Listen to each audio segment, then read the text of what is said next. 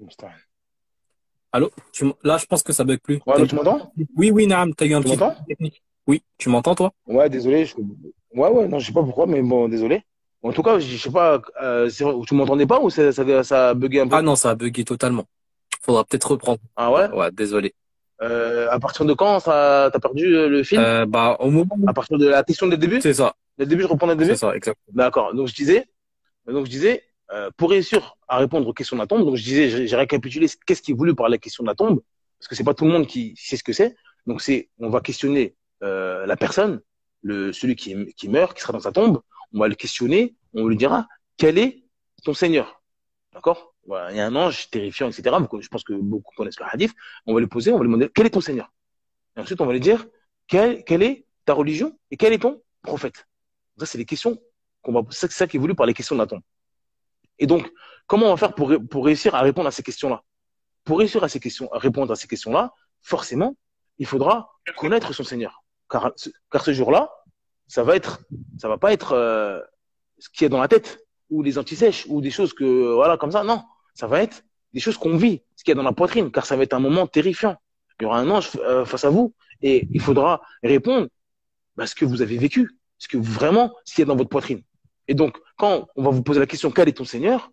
Bah, c'est celui qui va connaître son Seigneur, qui aura passé sa vie à l'apprentissage de la connaissance de son Seigneur dans les noms et attributs d'Allah Azzawajal, qui aura mis en pratique ce que cela incombe, c'est-à-dire l'unicité d'Allah Azzawajal, obéir à Allah Azzawajal, s'éloigner de ses interdits, etc.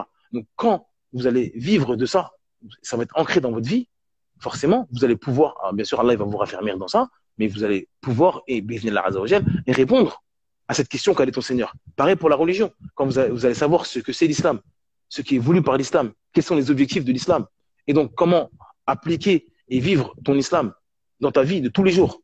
D'accord? Ça passe par la prière, ça passe par le jeûne, ça passe par la bienfaisance envers les parents, envers les voisins, etc. Donc tout ça, c'est l'islam. L'islam appelle à des choses, et donc il faut les connaître, il faut les appliquer dans sa vie. Et là, tu pourras dire, mais ma religion, c'est l'islam. Pourquoi? Parce que je l'ai vécu. Toute ma vie, j'ai cherché à appliquer l'islam dans ma vie. Et quand j'étais dans un endroit où je ne pouvais pas pratiquer l'islam dans ma vie, j'ai fui juste pour mon islam. D'accord? Même peut-être dans un pays qui est moins bien dans lequel où je me trouve. Mais je suis parti juste pour avoir cet islam-là. C'est sûr que quand on va te demander quelle est ta religion, tu vas dire l'islam. D'accord? Pareil pour quel est ton prophète? Sallallahu alayhi wa sallam.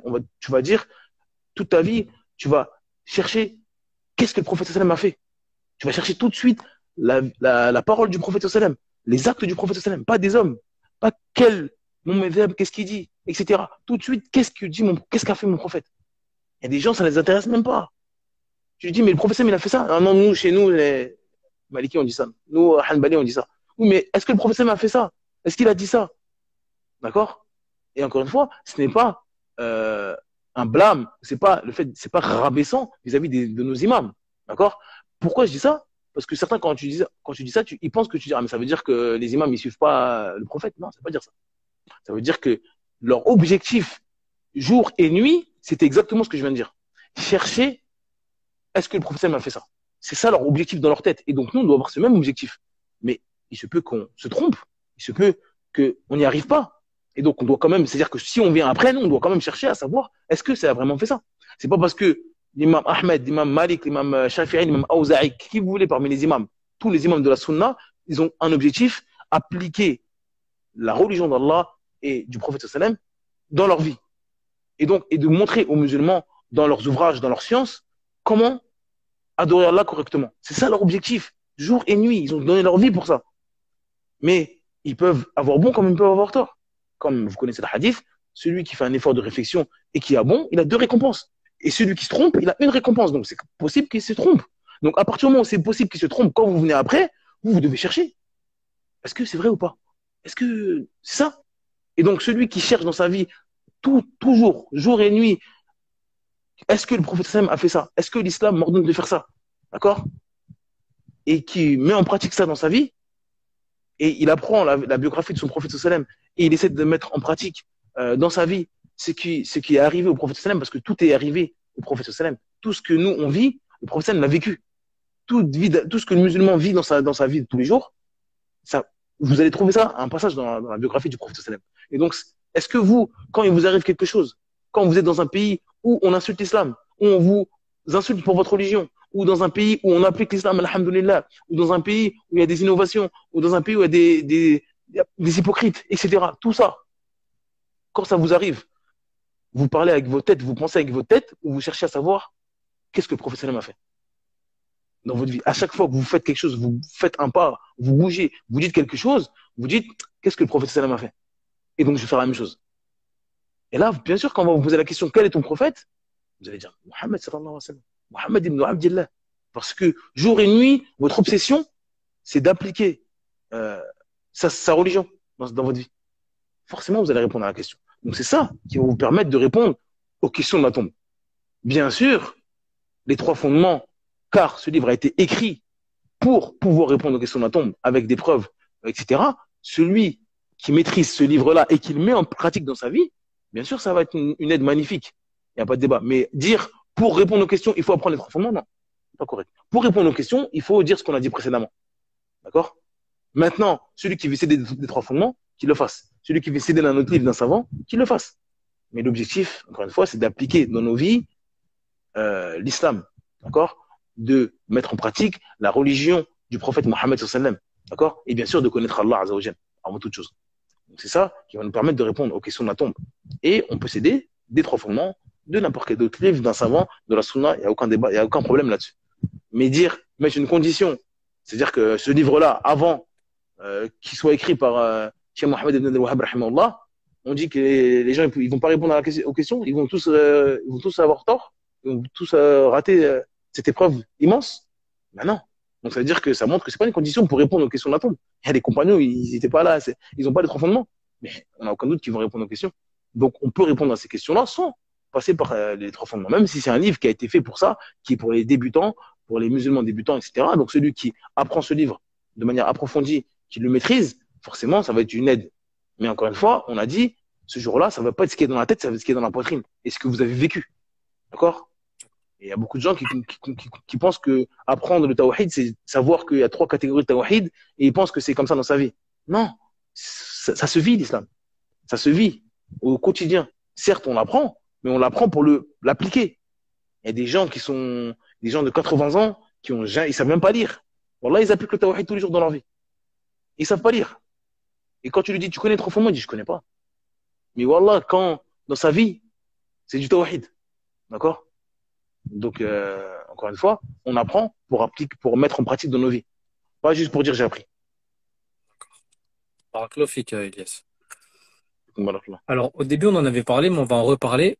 Au niveau de la shahada, est-ce que tu pourrais nous donner sa signification exacte et quelles conditions pour qu'Allah nous compte parmi les musulmans si on la prononce? D'accord. Donc, déjà, l'attestation de foi, on a dit, c'est la clé du paradis. C'est ce qui différencie le musulman du mécréant. Sans celui qui n'a pas cette parole-là, il ne fera pas partie des gens du paradis. Donc, c'est des choses qu'il faut connaître, qu'il faut maîtriser. Donc, pour que l'attestation de foi musulmane, la ilaha illallah Muhammad Rasulullah, elle soit correcte, d'accord, et que le musulman, quand il la prononce, elle ait du poids dans sa balance, elle doit comporter trois choses. Premièrement, la croyance ferme, d'accord, en ce que la personne va attester. Quand on va prononcer cette parole-là, on n'est pas des perroquets. On ne le dit pas parce que mes amis l'ont dit, non. On a une croyance ferme. On sait ce qu'on va dire, on sait ce que ça engendre, et quand on va le prononcer, on sera ferme dedans. D'accord? Donc celui qui prononce cette attestation de foi, il doit forcément connaître ce que ça implique. D'accord? Fermement dans son cœur. Ensuite, il doit la prononcer. D'accord? Dire cette parole-là, c'est une condition pour entrer dans l'islam. D'accord? S'il ne la prononce pas, il n'est pas musulman. Pour être musulman, il faut prononcer cette parole-là. Bien sûr, on ne parle pas de celui qui est muet, de celui qui... On ne parle pas de ça. On parle de celui qui sait parler. S'il ne la dit pas, on ne considère pas parmi les musulmans. S'il n'a pas prononcé, on ne parle pas des musulmans de naissance, etc. Une personne qui est mécréante, c'est un chrétien, c'est un juif, d'accord? On lui dit prononce l'attestation de foi. Il ne prononce pas. Il ne prononce pas, il meurt sous son lit d'hôpital. On ne dit pas que c'est un musulman. Même si on dit oui, mais il me posait des questions sur l'islam. Nous, on ne le juge pas en tant que musulman. Nous, je parle bien de nous, on juge l'apparent. Et l'apparent, on dit que c'est pas un musulman. Pourquoi? Parce qu'il n'a pas prononcé cette attestation de foi. Donc, il faut la prononcer et avoir une ferme croyance sur cette parole-là. Et ensuite, l'origine de l'attestation, parce qu'on dit c'est les témoignages, il faut informer autrui de cette attestation. Il faut informer les gens qu'on prononce cette parole-là et qu'on y croit et qu'on se désavoue de tout ce qui s'oppose à ça. D'accord? Donc, on le dit avec la langue, on informe les autres. C'est ça le témoignage. Un témoin, il devient un témoin uniquement quand il dit j'ai vu un tel voler, j'ai vu un tel, je sais pas, mentir, j'ai vu un tel voler de l'argent, etc. C'est quand je vais témoigner que je deviens un témoin. Donc, nous, on fait le témoignage. Donc, on dit je dis la ilaha illallah. J'atteste que Allah Azza wa Jal est la divinité qui mérite l'adoration. Et aucune divinité ne mérite l'adoration en dehors de lui. D'accord? Et celui qui ne dit pas ça, celui qui adore d'autres divinités, c'est la mécréance, c'est le feu. J'atteste, je dis aux gens. Et ça, c'est la base. Encore une fois, on ne parle pas de celui qui a peur pour sa vie, comme un Najashi, etc. Oui, oui, mais lui, non. Si on va vous tuer, si vous dites ça, ne le dites pas. Mais on parle du musulman qui vit comme ça dans un endroit où il a le droit de donner sa croyance, etc. Et ça, c'est important à savoir pour les convertis. Beaucoup de convertis qui, de simple peur, d'accord, de peur de leurs parents, c'est-à-dire que leurs parents ne vont pas les tuer, ils n'ont pas peur pour leur vie, mais ils ont peur que ça fasse des problèmes dans la famille, ils ne disent pas à leurs parents, et malheureusement, ça provoque chez certains des grands manquements dans leur religion, parce qu'ils n'osent pas prier, ils n'osent pas prier chez eux. Certains n'osent même pas faire le ramadan, certaines sœurs n'osent pas se voiler, etc. Tout ça parce qu'ils ont peur de dire, et quand tu dis, mais pourquoi tu dis pas, il dit, ça va faire des problèmes. Ma mère n'aime pas l'islam. Non, c'est dur, il faut du courage. Mais dites-vous bien que des hommes avant vous, ils sont venus face à des autres hommes avec des épées en face d'eux. Ils ont dit, je dis la ilaha illallah. Ils sont fait attacher, ils sont fait fouetter. Certains, ils sont morts martyrs.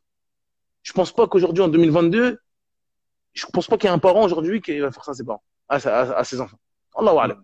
Ça, c'est dur. Certes, au début, les parents, ils vont peut-être pas vous parler, ils vont dire t'es un extrémiste, etc.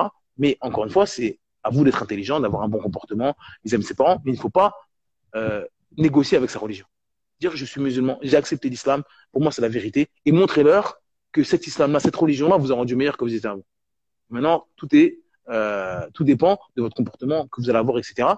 Mais cacher, etc. Non, vous avez attesté d'une chose, vous êtes témoin, vous avez fait le témoignage. Il faut dire aux gens, je suis musulman, c'est comme ça. Encore une fois, j'accentue bien, on ne parle pas de celui qui va se faire pendre s'il dit que je suis musulman. Mais aujourd'hui, dans le monde, il y a très peu de pays où ça va vous arriver. D'accord? Sauf si vous écoutez le live en Corée du Nord ou dans des pays comme ça. Je pense pas que quelqu'un va vous tuer si vous dites je suis musulman. D'accord? Donc vous allez peut-être perdre des amis, vous allez peut-être fâcher votre maman, etc. Mais avec le temps, et ça des convertis pourront témoigner en 2 ans, 3 ans, 4 ans, 5 ans, vous verrez que c'est votre mère qui va vous réveiller pour le Fajr et qui va vous faire à manger pour le Ramadan. Dans la majorité des cas, c'est ça. Wallahu a'lam. Après, bien sûr, il y a des vrais ennemis de l'islam, etc. Et dans ce cas-là, vous, ça, c'est votre épreuve. C'est votre épreuve et on demande à Allah de vous faciliter et de nous faciliter. Ah bon. Donc ça, c'était concernant le fait d'informer les gens. Donc il faut ces 3 choses-là. Et bien sûr, quand vous dites l'attestation de foi, le sens de l'attestation de foi, c'est j'atteste qu'il n'y a aucune divinité qui mérite adoration en dehors d'Allah Azza wa Jal. D'accord? Donc ça, c'est l'attestation de foi. Donc, quand vous dites cette parole-là, c'est comme si vous dites je crois et je proclame et j'annonce aux gens qu'il n'y a aucune divinité qui mérite adoration en dehors d'Allah Azza wa Jal. Donc, il faut savoir, bien sûr, cette parole-là, il faut savoir ce que c'est une divinité, il faut savoir également ce que c'est une adoration, et parce que sinon, on va mal comprendre les choses. Certaines personnes, comme on l'a dit, pensent que l'adoration, c'est juste la prière et le jeûne. Mais vous allez les voir égorger pour les djinns. Et il sait même pas que égorger, ce qui va se passer bientôt dans quelques jours, des musulmans, des millions de musulmans, ils vont égorger pour Allah Azza wa Jal. Pour le Hajj, il y en a, ils vont égorger, ils vont jamais goûter à la viande. Donc, ce qui est voulu ici, c'est une adoration, et ce qui est voulu, c'est le fait de verser le sang pour Allah Azza wa Jal. D'accord? Et c'est différent de celui qui va égorger pour manger, etc. Lui, quand on lui dit, pourquoi tu vas égorger? Dis-moi, c'est pour manger. D'accord? Parce qu'il y a des gens qui comprennent mal. Oui, mais quand j'égorge pour un invité. Non. Cet invité-là, vous voulez manger. Donc, pour manger, forcément, il faut égorger et vous allez dire Bismillah. Donc ça, c'est pas ça qu'on veut. Là, on parle du sacrifice rituel. Il y a des gens, quand ils rentrent dans une nouvelle maison, etc., ils vont égorger pour les djinns, pour être protégés. Et ce qu'ils veulent, c'est pas manger la viande. Ils vont pas manger, ils vont pas faire un barbecue. Ils veulent juste verser le sang pour que ce djinn-là les protège. Ou, en tout cas, ne leur nuise pas. Ça, c'est une adoration, c'est une ibada. Et donc là, tu fais du shirk. D'accord? Alors que tu as dit, j'atteste qu'il n'y a aucune divinité qui mérite l'adoration. Et donc là, tu adores autre qu'Allah. Donc c'est du shirk. Donc tu dois connaître, tu dois savoir ce que c'est une adoration, tu dois savoir qui est Allah Azzawajal, etc. pour que cette attestation a du poids. Donc vous avez vu que sur la langue, elle est facile à prononcer, mais il y a une vie derrière. C'est votre vie de musulman qui commence. D'accord? Et donc ça, c'est un truc. C'est ce que le musulman doit vouloir. C'est un effort. On est là pour œuvrer. C'est une étape d'épreuve ici. D'accord? Pas là pour dormir. Donc, certes, c'est une parole légère sur la bouche, mais il y a beaucoup de choses ça engendre beaucoup de choses. Donc ça, c'est aux musulmans, ensuite, de faire beaucoup d'efforts pour que cette parole-là, elle soit forte dans sa poitrine et qu'elle lui serve le jour du jugement et que ce ne soit pas une preuve contre lui. Non. Barakallahu fik. Tu as parlé des amis précédemment. Donc la question, ça va concerner en fait les amis. En fait, en France, il y a un principe partagé par beaucoup de musulmans qui consiste à penser qu'un non-musulman peut être un frère ou un ami. Est-ce que c'est correct et où est la limite dans notre relation avec eux? D'accord. C'est une très bonne question et ça m'a fait rappeler que j'ai oublié de citer les conditions de la ilaha illallah.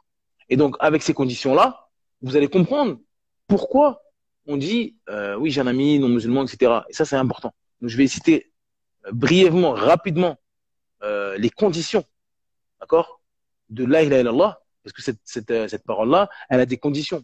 Quand vous allez la dire, il faut absolument valider des conditions. C'est comme les conditions de la prière. D'accord? Avant de rentrer en prière, pour que notre prière soit valide, bah, vous devez avoir les ablutions. Même si vous faites la prière la plus concentrée du monde, vous pleurez, vous faites un sujoud de 20 minutes. Mais si vous n'avez pas les ablutions, votre prière elle est nulle. Parce que vous avez manqué une condition. Donc ces conditions-là, c'est exactement la même chose pour l'attestation de foi. Votre attestation de foi, si vous la dites devant des millions de personnes, tout le monde pleure, on vous prend dans les bras, mais il n'y a pas les conditions de la ilaha illallah au préalable, ça n'a pas de poids. Donc quelles sont ces conditions? D'accord? La première condition, c'est la science. D'accord? Et bien sûr, c'est ce qui annule l'ignorance. Donc celui qui prononce cette parole-là, il doit savoir ce qu'il dit. D'accord? Si vous allez dans la rue, vous allez voir peut-être un Chinois ou un Allemand ou un Espagnol, et vous lui dites, répète après moi, La ilaha illallah, et répète après vous, et vous partez. Vous allez dire que ça y est, il a le tawhid, et il fait sa vie, lui, comme, il sait même pas ce qu'il a dit. Il a dit la ilaha illallah, mais il sait même pas ce qu'il a dit, c'est même pas, il dit, ouais, peut-être j'ai participé à une vidéo sur YouTube, quelqu'un m'a dit de répéter quelque chose, et il rentre chez lui. Il a dit cette chose-là. Est-ce que ça va lui servir le jour du jugement? Non, parce il continue dans son shirk, il fait sa vie. Donc, cette parole-là doit être prononcée avec science. Qu'est-ce que ça veut dire? D'accord? Donc, celui qui veut se convertir, ou quand vous avez quelqu'un en face de vous qui cherche à se convertir, ne lui dites pas, répète après moi et vous partez. Assieds-toi. Tu vas dire une parole qui est lourde. Ça veut dire ça. Et ça engendre ça. Car tu dis que Allah, c'est lui qui mérite l'adoration. L'adoration, c'est ça. La croyance, c'est ça. Et après, tu vas dire Mohammed Rasulullah. Le messager d'Allah, ça veut dire ça. Il y a des choses qui vont arriver, des informations qui vont arriver de la part du prophète, tu dois y croire, etc. Ça engendre des choses. Et donc, celui qui va avoir la science de cette parole-là, quand il va la prononcer, là, il aura dit avec science. Il aura dit cette parole-là avec science. Donc ça, c'est la première condition. La deuxième condition, c'est la certitude. Il faut avoir la certitude de cette parole-là. D'accord? Il ne faut pas avoir le doute. Donc, celui qui prononce cette parole-là, il doit avoir une certitude que cette parole-là, c'est une parole de vérité. Il ne doit pas avoir le moindre doute dans son cœur. Celui qui se dit, est-ce que c'est la vérité cette parole? Peut-être, Allah wa alam, bon, je l'ai dit au cas où, peut-être ça va me servir. Non, Wallah, ça sert à rien. Il faut avoir la certitude que c'est la vérité. Il faut avoir une certitude forte, d'accord, à toute épreuve, que cette parole-là, c'est la clé qui m'emmènera au paradis, d'accord, et que c'est la vérité, d'accord. Et donc, la certitude, c'est le résultat de la science. Plus votre science va augmenter, plus votre certitude, elle va augmenter. D'accord? Donc, le musulman qui est débutant, celui qui n'a pas encore prononcé l'attestation de foi, il va avoir un niveau de certitude. Mais il ne sera pas le même que celui qui a étudié l'islam, qui le pratique dans sa vie depuis des années. D'accord? Et donc ça, c'est encore une fois, on a dit, c'est un travail de toute une vie. Donc, lui, il doit avoir un minimum de certitude. C'est-à-dire que même s'il n'a pas appris la religion dans les moindres détails, mais si on lui dit, est-ce que l'islam, c'est la vérité? Est-ce que cette parole-là, c'est une parole de vérité pour toi, que Allah réellement mérite adoration et qu'aucune divinité mérite adoration en dehors de lui? Il te dit oui, c'est la vérité. J'ai la certitude, oui. J'ai médité depuis des années, j'ai réfléchi sur l'islam, il n'y a qu'une divinité. Il vous le dit avec certitude, même s'il n'a pas étudié la langue arabe, le tafsir, il n'a pas ça, mais ça, il a la certitude dans cette parole-là, que c'est la vérité. Bah, lui, il a la certitude. D'accord? Il faut absolument la concrétiser. Et bien sûr, l'améliorer et la renforcer. Plus vous allez rentrer dans l'apprentissage, plus vous allez connaître votre religion, votre Seigneur, plus cette certitude-là va augmenter. Ensuite, l'acceptation. D'accord? L'acceptation, ça s'oppose au refus. Donc, celui qui a étudié cette parole-là, l'attestation de foi, il a la certitude de cette parole-là, eh ben, il sait que c'est la vérité. Et donc, il doit l'accepter dans son cœur. Il doit l'accepter dans son cœur. C'est-à-dire, oui, le tawhid, c'est la vérité. D'accord? Je l'ai accepté. Et pour moi, il n'y a rien d'autre qui est vrai en dehors de ça. Ça, c'est la troisième condition. D'accord? La quatrième condition, c'est l'obéissance. D'accord? Qui s'oppose au délaissement. Donc, celui qui a accepté cette parole-là, d'accord? Il doit œuvrer avec. Parce que c'est bien d'avoir dit, oui, pour moi, c'est la vérité. Mais on lui dit, bon, on t'a dit qu'il faut délaisser l'église, il faut délaisser ça, il faut délaisser la mécréance. Il dit, ah non, non, je peux pas, c'est la religion de mes parents. T'as pas accepté, t'as pas obéi, là. C'est-à-dire que tu dis que c'est la vérité, mais tu obéis pas, tu te refuses de te déshabiller de la mécréance. D'accord? Et pour t'habiller du tawhid. Donc, t'as pas obéi. D'accord? Et donc, cette acceptation-là ne te sert à rien si tu n'obéis pas et tu n'appliques pas le tawhid dans ta vie. D'accord? Donc, il faut l'obéissance. Accepter que le tawhid, ça engendre ça. Ça engendre le fait de se désavouer du shirk. De dire, oui, ça c'est vrai, ça c'est de la mécréance. Et de pas dire, oui, mais moi, depuis que je suis petit, c'est comme ça. Et donc, oui, je peux être musulman, mais continuer à faire du shirk. D'accord? Mais certes, oui, mais j'y crois pas, mais bon, quand même. Non. Se désavouer du shirk. Et donc, il faut obéir. Parce que cette attestation de foi, comme on a dit, elle engendre des choses. Ensuite, la véracité. D'accord? Il faut être véridique dans cette parole-là. Et ça s'oppose au mensonge. La personne qui prononce cette parole-là, elle doit être véridique dans sa parole. Quand elle atteste, c'est pas un hypocrite. Parce que les hypocrites, encore une fois, il l'a prononcé devant le prophète sallam, devant les compagnons. Il disait, la ilaha illallah.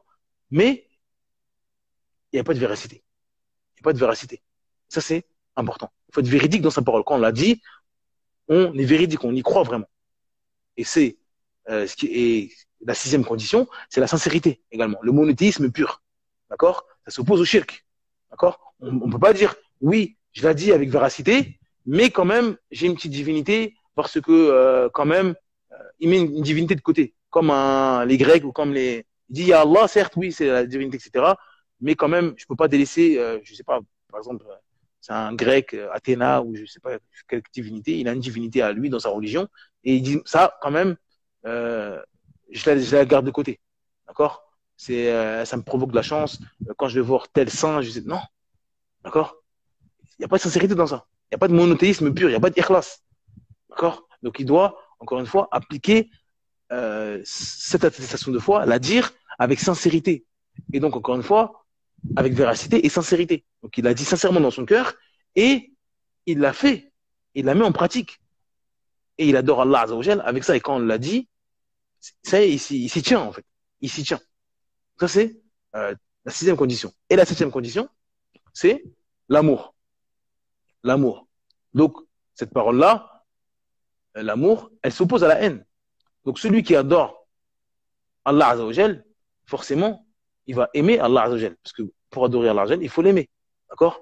Donc, il va forcément aimer celui qui prononce cette parole-là. Obligatoirement. C'est-à-dire que s'il aime Allah Azzawajal et il atteste qu'Allah Azzawajal est unique, forcément, il va aimer toute personne qui dit la ilaha illallah. Il va aimer obligatoirement toute personne qui dit la ilaha illallah et il va aimer le tawhid. Et forcément, à contrario, il va détester le shirk et tous ceux qui prononcent du shirk. Obligatoirement. Quand vous aimez une chose de tout votre cœur, vous détestez ce qui annule cette chose-là. D'accord? Si vous aimez votre femme de tout votre cœur, vous allez forcément détester le fait de ne plus la voir. Qu'elle disparaisse ou qu'elle parte en voyage ou qu'elle meure. Parce que quand vous la voyez, vous aimez cette chose-là. Et donc quand ça disparaît, vous êtes triste. D'accord? Le tawhid, vous l'aimez de tout votre cœur, car vous l'avez étudié, vous savez ce que c'est. Mais vous savez qu'il y a des paroles qui annulent ce tawhid. Forcément, vous allez détester ces paroles-là. Parce que vous ne voulez pas le voir disparaître le tawhid dans votre poitrine ou sur la terre. D'accord? Pour les gens, pour vos frères, pour les gens autour de vous, votre voisin. Vous ne voulez pas que ça disparaisse pour lui. Donc forcément, ces paroles de mécréance, vous allez les détester. Et ceux qui propagent ces paroles de mécréance et qui appliquent cette mécréance-là et qui appellent à ça, obligatoirement, vous allez les détester. Obligatoirement, vous allez les détester. C'est obligatoire. C'est quelque chose d'automatique. C'est quelque chose d'automatique. Quand vous aimez une chose de tout votre cœur, ce qui anime cette chose-là, vous le détestez. D'accord? Celui qui aime la paix, d'accord, qui aime la paix, forcément, il va détester la guerre. Et il sera même prêt à faire la guerre pour la paix. D'accord? Si il a vécu dans la paix, il a vécu dans la paix, il aime la paix, il a vu les bienfaits de la paix dans sa vie. Il voit que les gens sont heureux, épanouis, on peut profiter de nos enfants, etc. Il va détester de toutes ses forces la guerre.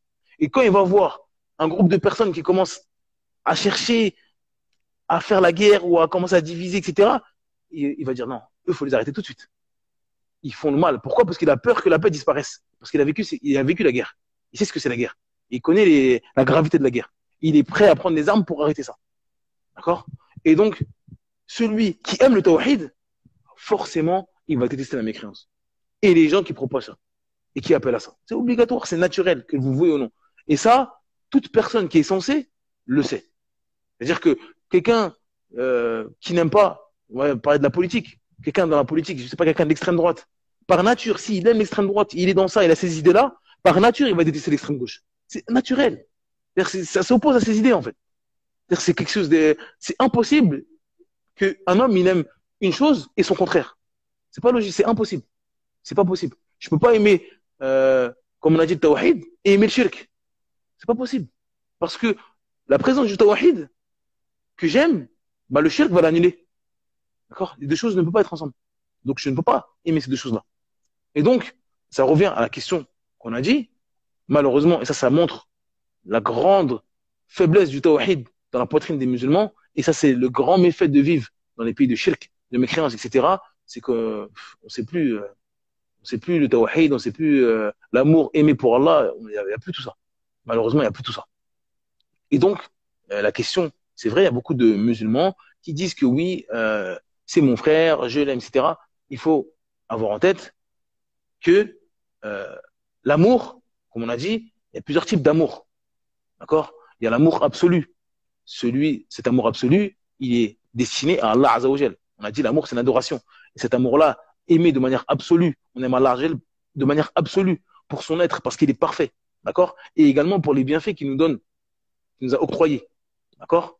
Et ensuite, il y a l'amour. Et ensuite, tous les autres amours qui découlent, qui sont en dessous cet amour-là absolu d'Allah Azza wa Jal, tous les autres amours, c'est un amour qui dépend d'Allah. Donc, on aime pour Allah. D'accord? On aime pour Allah. Le prophète sallam, on l'aime parce que c'est le prophète sallam et Allah nous a ordonné de l'aimer et c'est le prophète sallam qui nous a montré comment adorer Allah. Donc, c'est pour ça qu'on l'aime. La balance de notre amour pour le prophète sallam, et c'est pour ça qu'on aime plus que nos enfants, que notre propre personne, parce qu'il nous a montré la lumière pour nous sauver notre âme. D'accord? Donc, voilà pourquoi on l'aime.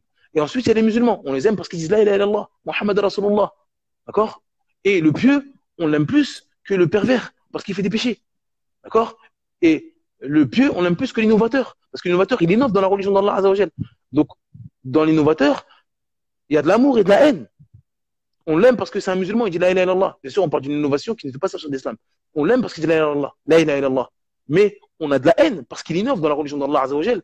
Et donc, c'est un mal. D'accord?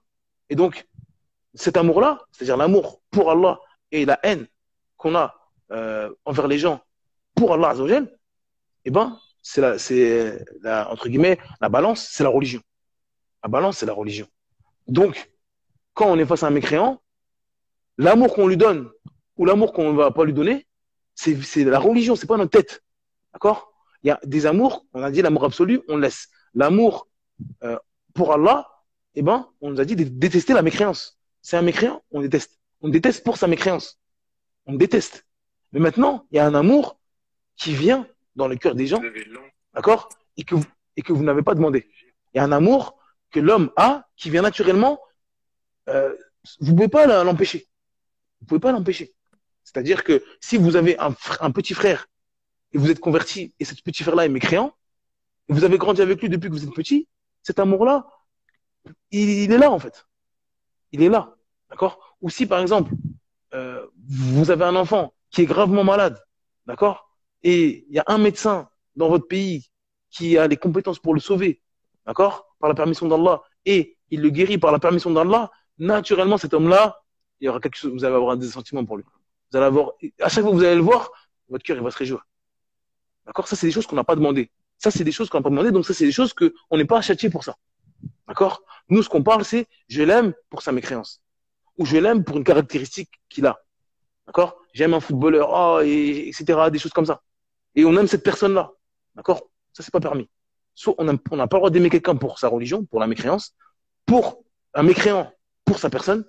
D'accord? Etc. Ça, c'est pas permis. Pourquoi? Parce que c'est un mécréant.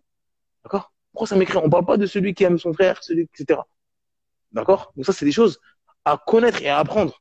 Et encore une fois, c'est pas moi, c'est pas vous qui décidez. C'est les textes, c'est la religion d'Allah Azzawajal. D'accord? Et ça, c'est quelque chose qu'il faut maîtriser. Parce que des gens aujourd'hui, oui, mais comment tu peux dire ça? Et ils viennent avec, ils mélangent tout. Ils disent, en islam, on nous a autorisé de nous marier avec les gens du livre. Donc comment tu dis qu'on doit détester les mécréants? Non, non, non. Ça, c'est, faut pas tout mélanger. D'accord? L'islam nous a autorisé les hommes à se marier avec certaines femmes des gens du livre. Et donc cet amour-là, par nature, l'amour, la miséricorde qui naît entre les couples, cette personne-là, il peut avoir un amour qui naît sans qu'il ait fait un effort. D'accord? Il vit avec elle, etc. Elle a un bon comportement, il n'a pas de souci. Mais sa mécréance, son égarement, il doit le détester. Il doit détester cela. Et ne vous étonnez pas de voir qu'un homme, un être humain, peut avoir de la haine et de l'amour pour une personne. Ça, c'est tout à fait naturel. Parce qu'il y a beaucoup de gens qui disent, mais comment on peut aimer et détester? Mais bien sûr. Wallah, qu'on peut aimer et détester quelqu'un. Il n'y a rien de problématique. D'accord? Si un mari, on lui pose une question, on lui dit, est-ce que tu aimes ta femme? Il dit, à 10 heures, il dit, j'aime ma femme. J'aime de toutes mes forces. À 10 heures, il aime sa femme.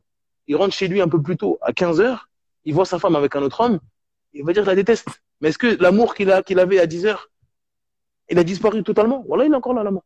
Mais son acte-là, ça fait qu'il a une haine incommensurable vis-à-vis de sa femme.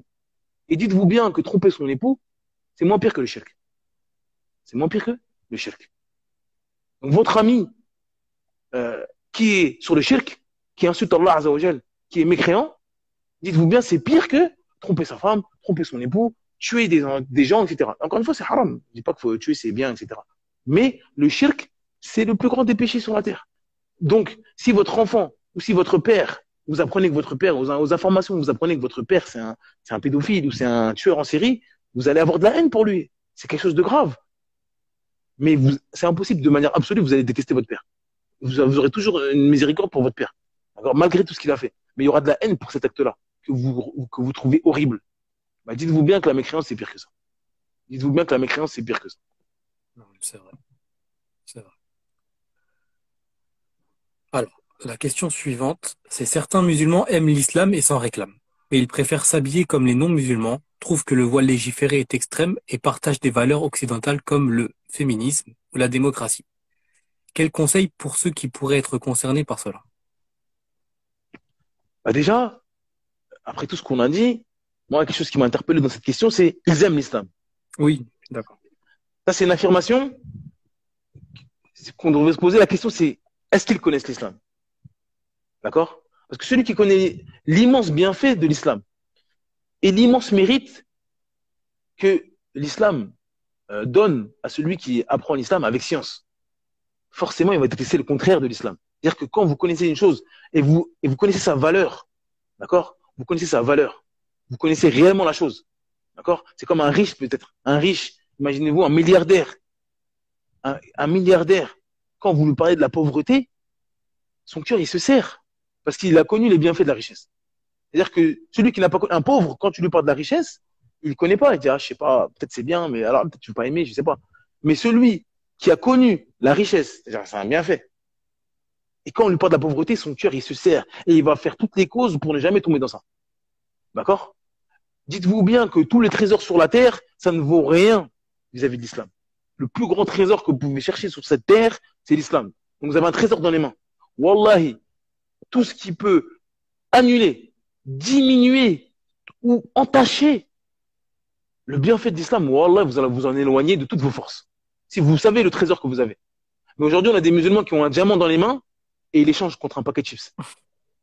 Un truc, quelque chose d'éphémère, et ils sont contents, ils disent, ah, c'est bon, c'est salé. Ou un bonbon. Ils disent, ah, c'est sucré, c'est bon. Et ça dure 30 secondes, et ils ont délaissé le diamant qu'ils avaient, qui est l'islam, pour des choses éphémères, qui durent quelques secondes. Donc c'est ça. Ils aiment l'islam. Il faut d'abord savoir est-ce qu'ils connaissent l'islam. Quand il va connaître le bienfait qu'il a, wallah, il va, d'accord? Et quand il va connaître ce bienfait-là et qu'on va lui dire, mais tu sais que ça s'oppose à l'islam. Ah bon? Voilà, il va disparaître. Vous n'allez plus jamais le voir. Vous n'allez plus jamais le voir. Donc, quand vous voyez des musulmans, et ça, c'est plus un conseil que je fais aux musulmans qui connaissent la valeur de l'islam.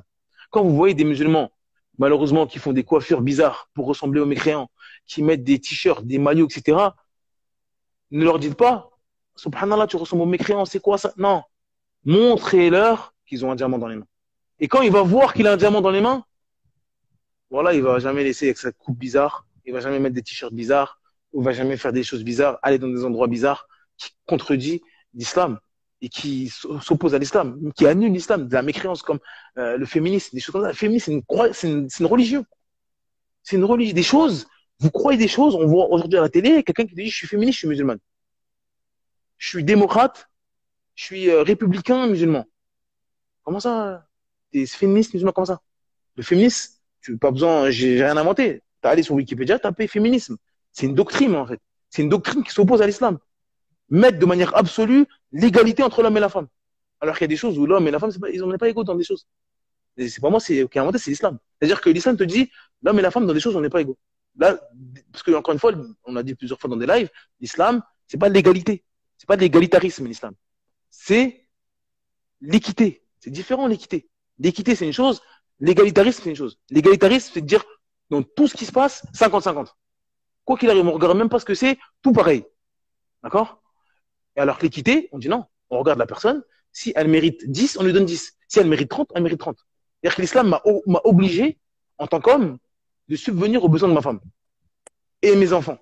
C'est-à-dire que si ma femme, elle est milliardaire et que moi, je gagne 1 200 euros, c'est obligatoire pour moi de subvenir aux besoins de ma femme, de donner de la nourriture à ma femme, de loger ma femme, d'habiller ma femme. Même si elle est milliardaire, elle ne veut pas dépenser son argent, elle dit je suis milliardaire, je dépense rien. C'est obligatoire pour moi de dépenser pour elle. Et j'ai pas le droit de dire, ouais, mais t'es milliardaire. J'ai pas le droit. D'accord? Donc c'est quand même un peu normal que le jour où il y a un héritage, j'ai plus que toi. Parce que cet argent-là, je vais te le donner. C'est quand même un peu normal. Ça s'appelle l'équité. Donc faut pas aller venir en disant, oui, mais pourquoi la femme? Non. Nous, c'est l'équité. Vous, c'est l'égalitarisme. Et donc ça amène à l'injustice. Et l'islam, Allah n'aime pas les injustes. Comment tu vas dire, je te donne pareil, mais après, tu vas dépenser aussi pour les autres. Alors qu'elle, elle n'a pas dépensé. Donc il ne faut pas mettre leurs idées à eux, leur manière de penser. Ça, notre logiciel. En fait, les musulmans, ils ont délaissé leur logiciel, en fait. On a le logiciel des koufars, et on prend l'islam, et on met dans la balance des koufars. Après, on dit, mais c'est vrai, c'est bizarre l'islam. Pourquoi l'islam fait ça? Subhanallah, ton logiciel n'est pas bon, en fait. Ton logiciel n'est pas bon. C'est-à-dire, prends ton logiciel islamique et dis, l'homme, qu'est-ce qu'il doit faire? Et quand je vais te dire qu'est-ce que l'homme doit faire, tu vas pas trouver ça bizarre que l'homme a plus pour l'héritage. Mais si tu prends l'héritage et le logiciel des koufars, où l'homme, c'est même plus un homme, il doit rien faire, il fait ce qu'il veut, il est là, il fait la cuisine, il fait des cookies, des non-binaires, il y a tout ce que vous voulez, toute la salade. Et après, vous dites, mais pourquoi nous, on n'est pas égalité? Mais c'est normal, parce que ton logiciel, il n'est pas correct. J'ai des obligations, tu as des obligations. On est différents. D'accord? L'islam n'oppose pas l'homme et la femme. L'islam n'oppose pas l'homme et la femme. La femme est différente de l'homme. C'est tout ce qu'on dit. On est différents. Un poisson, c'est un poisson. Un oiseau, c'est un oiseau. On ne demande pas à l'oiseau de nager, on ne demande pas au poisson de voler. Et si tout le monde reste dans son milieu naturel, tout ira bien. L'oiseau, il est magnifique quand il vole, et le poisson, il est majestueux quand il nage. Maintenant, quand l'oiseau il commence à vouloir nager, ça devient ridicule. Ça devient ridicule. Donc, oh les musulmans, restez dans votre logiciel et tout ira bien. Et n'essayez pas de ressembler à des gens. C'est difficile à dire. Car les gens qui m'écoutent, forcément, 90%, 99%, ils sont en France. Mais n'oubliez pas que vous avez une religion. Soyez-en fiers. La balance du bien et du mal, c'est Allah Azza wa Jal et son messager qui vous le dit. C'est pas eux qui vous disent. C'est pas BFM TV qui vous dit ce qui est bien. C'est Allah et son messager. Si l'islam nous dit ça c'est bien, on dit c'est bien. Même si toute la terre dit c'est mal. Wallah, même si toute la terre dit c'est mal, on dit c'est bien. Et inversement, si on dit c'est mal, si toute la terre dit c'est bien, voilà, on dit c'est mal. Et on est fiers de ça. Et on adore Allah comme ça, et on meurt comme ça. Et s'ils sont pas contents, c'est la même chose. Et s'ils sont pas contents, c'est la même chose. Donc voilà. Donc le conseil que je donne, c'est soyez fiers de votre religion. D'accord? Et quand vous voyez, malheureusement, parce qu'encore une fois, on est en 2022, en France, c'est la catastrophe. D'accord? Soyez intelligents. Au lieu de montrer, les musulmans, tous les jours, on les insulte. Tous les jours, on se moque d'eux. Vous êtes musulman, vous voyez un musulman complètement à côté de ses chaussures, et vous en rajoutez une couche et vous le rabaissez. Non. Montrez-lui qu'il a un trésor. Moi, c'est le meilleur conseil que je donne. C'est pas le conseil à ceux qui sont malheureusement dans les nuages. D'accord? On fait doigt pour on demande à Allah de nous faciliter. On a 99%, on était dans ça. Et Allah, alhamdoulilah, Allah, il nous a, pour certains, Allah, il nous a éloigné de ça. On n'est pas né dans les grottes au Yémen en train d'apprendre Bukhari, Muslim. Non. On a fait ce qu'on a fait. D'accord? Et on a grandi là où on a grandi. Mais si Allah il vous a donné cet immense bienfait de sortir la tête de l'eau et de voir le bienfait dans lequel vous vivez, quand vous voyez votre frère, ne soyez pas orgueilleux. Ne prenez pas les gens de haut. Sur Twitter, on les voit. Ils ont des épées et ils sont tranchants. Comme si lui, toute sa vie, il était dans. Alors qu'il y a quelques années, il y avait un sapin. Il y avait un sapin il y a quelques années. Donc, il faut aller doucement. Soyez miséricordieux avec vos frères et avec vos sœurs. D'accord? Et ceux qui m'écoutent peut-être et qui sont dans ce genre de choses, qui sont encore dans l'imitation des koufars, ils veulent faire la coupe à Cristiano Ronaldo, l'autre il veut faire la coupe à un tel, un tel, un tel. Ils sont un peu dans ça, ils veulent s'habiller avec des habits des koufars, ils trouvent ça bien. Arrêtez tout ça tout de suite. Prenez le logiciel de l'islam. D'accord? Wallah, votre vie elle va changer et vous allez être dans la meilleure des vies. D'accord? Prenez ce logiciel de l'islam et appliquez-le dans votre vie. Et le bien et le mal. Et c'est ce que l'islam vous a dit. Et la satisfaction que vous cherchez, c'est celle d'Allah, pas des créatures. D'accord? Pas des créatures. Si vous appliquez ça dans votre vie, wallahi, vous avez le bonheur dans ce bas monde et dans l'autre. Wallahi. Non, c'est vrai ce que tu dis. Du coup, je te pose la question suivante. Vas-y, frère. C'est bon pour toi?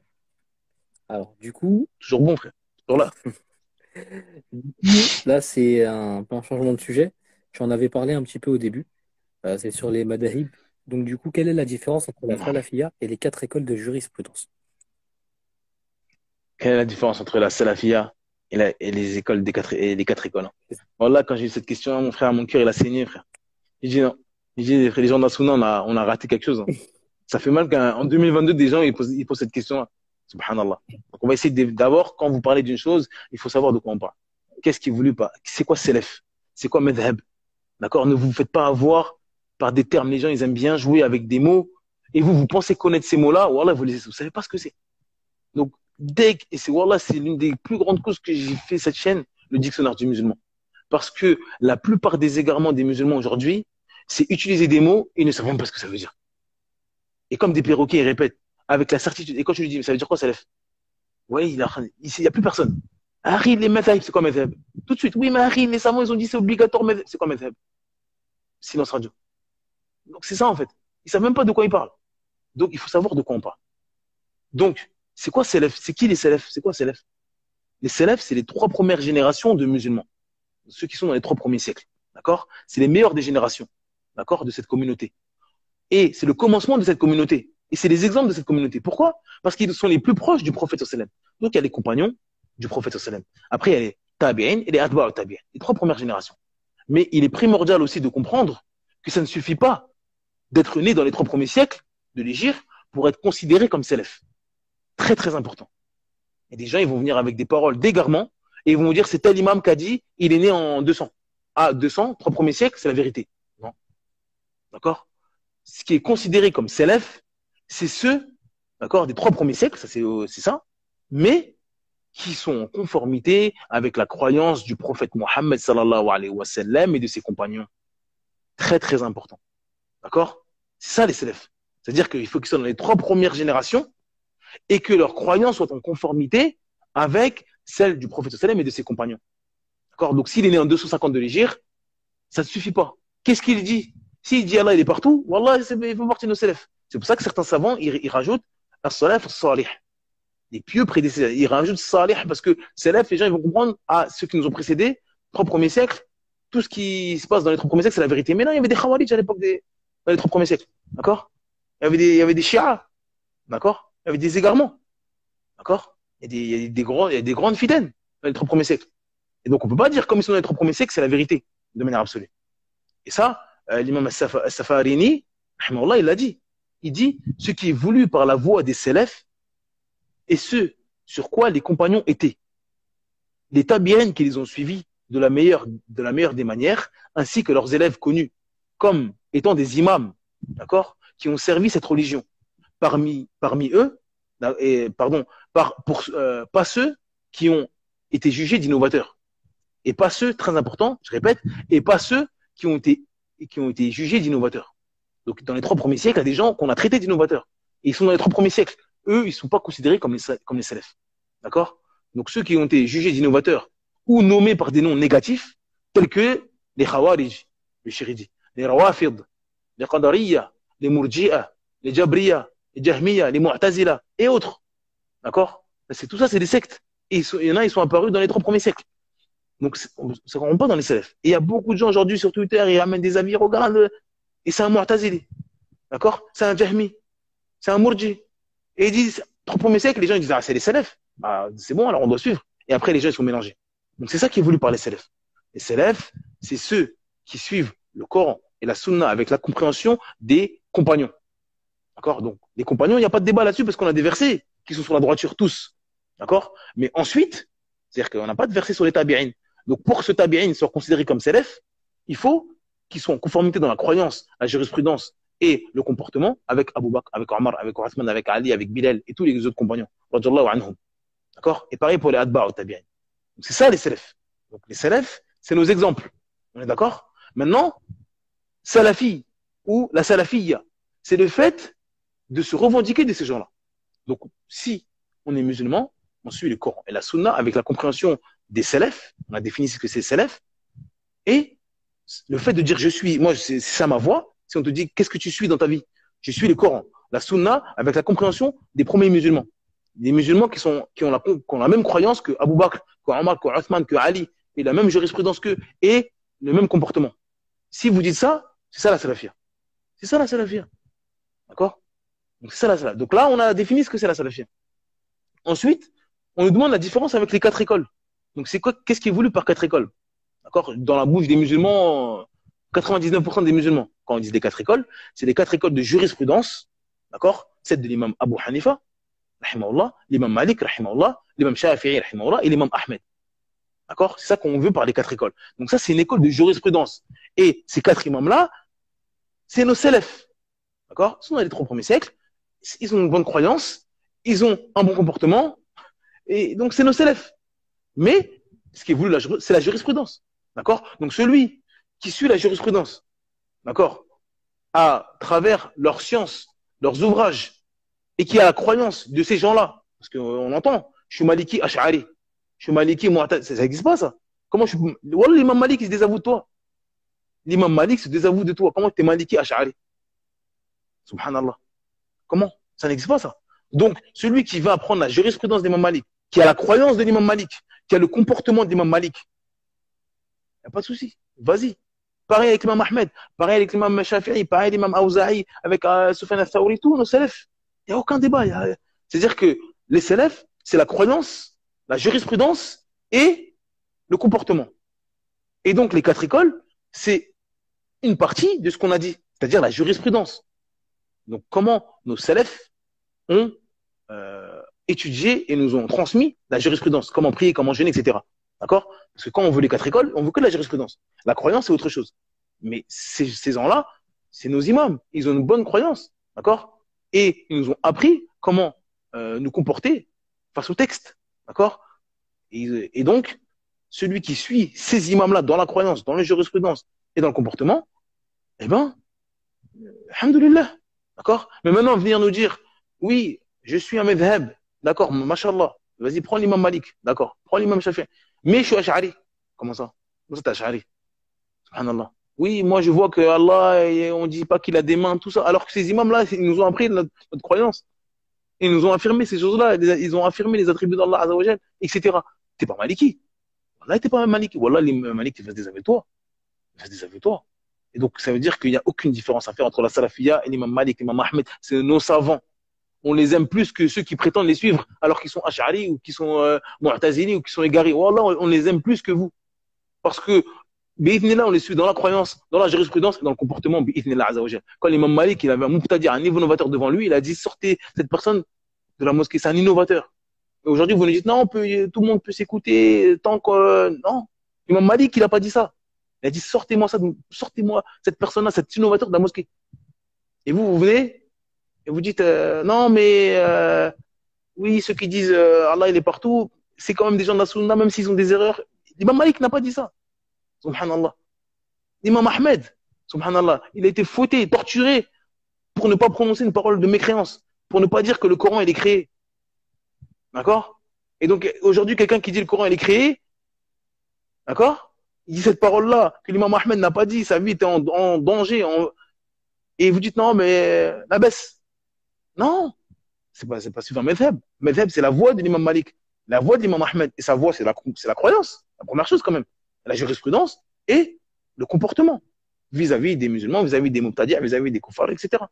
Donc, il n'y a pas de différence. Dans la salafia, il y a, on a dit, la croyance et la jurisprudence. Et donc, la jurisprudence, on va pas prendre la jurisprudence d'un rabbin. On va prendre la jurisprudence des savants de la sunna, des savants de nos imams. Et nos imams, c'est qui?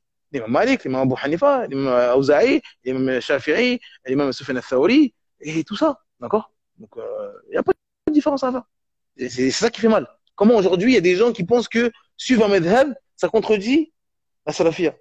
Ou la salafia, ça contredit prendre un madhab. Parce qu'ils savent pas ce que c'est un madhab.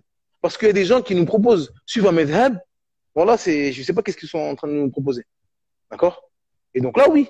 Mais c'est pas eux qui ont le monopole de suivre un madhab. Les musulmans, depuis des siècles, ils suivent des madhab.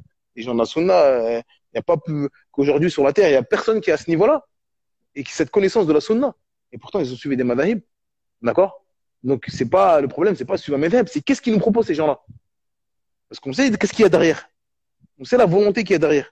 Même si malheureusement, la masse des gens ne voit pas du tout. Et eux, ils sont là encore dans le discours ah, vous êtes algérien, vous êtes marocain, suivez un imam Malik. Imam Malik, c'est un savant. Et eux, ils se disent ah oui, il a raison. Et 5 ans plus tard, quand tu vas lui dire mais ça, c'est une bid'a. Regarde, Cheikh Fawzan, il a dit ah non, Cheikh Fawzan, c'est un Hanbali. Non, non, je suis un Maliki. Mais c'est un savant de la sunna, mon frère. Ouais, mais non, je suis maghrébin, moi. En fait, ils sont en train de vous appeler à rejeter les gens de la sunna. Et ils ont trouvé, avant, moi, quand j'étais plus jeune, c'était les savants du palais, leurs fameuses paroles, les savants du palais. Donc, ils faisaient peur aux jeunes musulmans pour les éloigner des savants de la sunna. Par ce biais-là, ils ont vu que ça marchait plus. Parce qu'aujourd'hui, on a YouTube et il y a des savants, des traductions qui ont été faites. Donc, on peut voir vite qu'ils mentent, en fait. Qu'ils n'ont pas dit ça, etc. Ou ils ont dit ça, etc. Donc, maintenant, c'est le fameux retour aux sources. Revenez aux sources. Arrêtez avec l'Arabie. D'accord? On n'est pas des Hanbalites, nous. On est Algériens, on est Marocains, on est Sénégalais. Pourquoi vous? Donc, c'est-à-dire, allez, n'écoutez plus ces savants-là. Et on écoute qui alors? Des Asha'ira, des égarés? Subhanallah al-alim. Donc, il faut faire attention. Aucune personne de la sunna va vous interdire de suivre un madhab. Mais par contre, les gens de la sunna, ils vont vous dire de ne pas étudier votre religion avec des gens de l'égarement. Ça, c'est totalement différent. Si aujourd'hui, tu vas prendre le madhab maliki, mais tu ne trouves personne de la sunna pour te l'apprendre, wallah, n'apprends pas le madhab maliki. C'est mieux pour toi de rester sur la sunna et de ne pas connaître le madhab maliki. Tu n'as jamais entendu parler du madhab maliki, tu restes sur la sunna, reste sur la sunna. Et tu vas apprendre avec un frère de la sunna, le madhab hanbali ou hanafi, et c'est un frère de la sunna, vas-y. Mais dis pas, ah, je suis maghrébin, je vais chercher à tout prix sur toute la terre quelqu'un qui m'apprend le madhab maliki, même si c'est un sha'ari, et dans un an, je suis un égaré. Mais alhamdoulilah, j'ai représenté mon drapeau. Subhanallah. On est où là? Non. La chose la plus importante dans ta vie, c'est la religion. C'est ta religion, c'est ton trésor. D'accord? Si en face de toi, tu as un frère qui est maliki, qui est sur la sunna, qui va t'apprendre le madhab correctement avec une bonne croyance, vas-y, assis-toi, profite. Il n'y a pas ça devant toi? Il ne va pas aller voir des gens bizarres pour dire mais je suis maliki, il faut bien apprendre le. Non, wallah, n'y va pas. Allah, il va pas te châtier si tu ne connais pas le madhab maliki. Par contre, Allah, il va te châtier si tu dis qu'Allah, il n'a pas de main. Allah, il va te châtier si tu dis qu'Allah, il est sans endroit, des choses comme ça. D'accord? Parce qu'Allah, il a affirmé l'inverse. Donc ça, c'est très important. Désolé, tu m'entends toujours? Ouais, je t'entends. Du coup, Barakallahu d'avoir développé, c'est une question importante. Très, très important. Ça, c'est des sujets qu'on doit faire des lives entiers.